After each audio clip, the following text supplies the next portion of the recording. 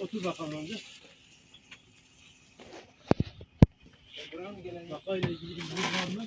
Sen öne geç. Sağ aynı. İşte ağrısı vardı. Biz evden gereken müdahaleleri yaptık. Mayı takılı bir de diplomu koyuyor. Öncesine yapıldı. Aynı yaptık. Zaten memoride takipli bir hasta olur. Kılıcı hastası takiplidir. Doktorla görüşüp memoride seçiyor.